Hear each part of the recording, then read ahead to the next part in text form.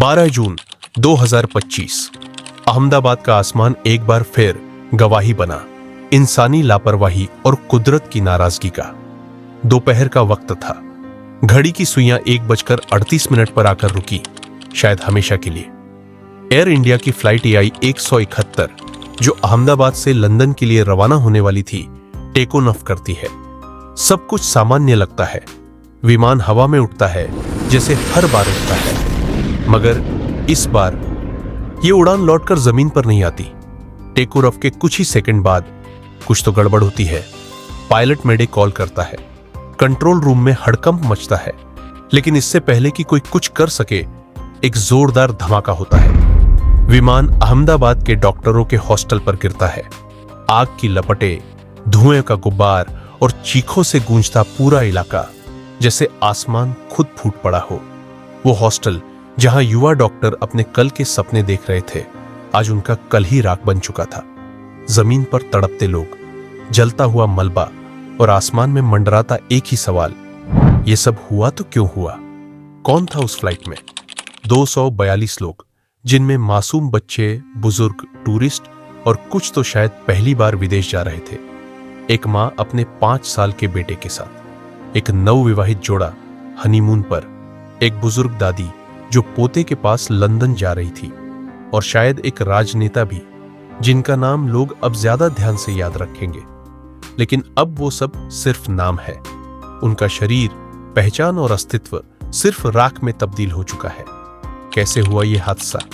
विमान महज 625 फीट तक ही पहुंच सका था, जैसे उसे जमीन छोड़नी ही नहीं थी। आशंका है या तो ईंधन अधिक था या टेक्निकल फेलियर हुआ। कुछ रिपोर्ट्स कहती हैं कि लैंडिंग गियर लॉक नहीं हुआ था, लेकिन अभी तक ब्लैक बॉक्स की रिपोर्ट का इंतजार है। रेस्क्यू ऑपरेशन जब फायर ब्रिगेड पहुंची, तब तक बहुत देर हो चुकी थी।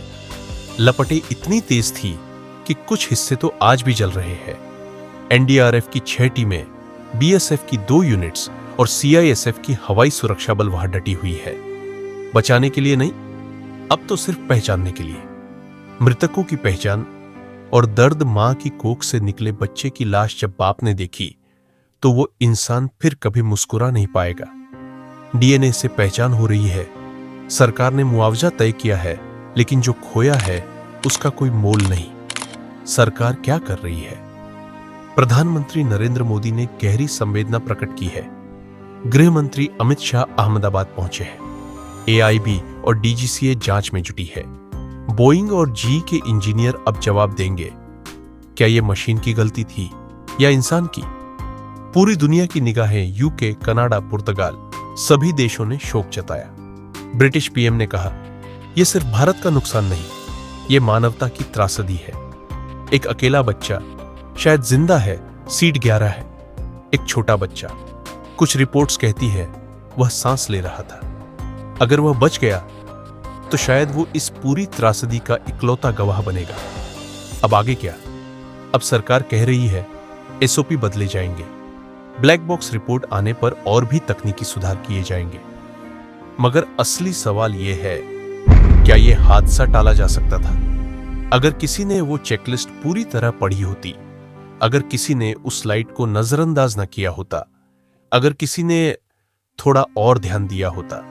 और अब सिर्फ एक प्रार्थना बची है, उन 242 आत्माओं के लिए, उन बच्चों के लिए जो अपने माँ बाप को खोजते रहेंगे, उन माँ बाप के लिए जिनके पास अब सिर्फ टिकट की कॉपी बची है।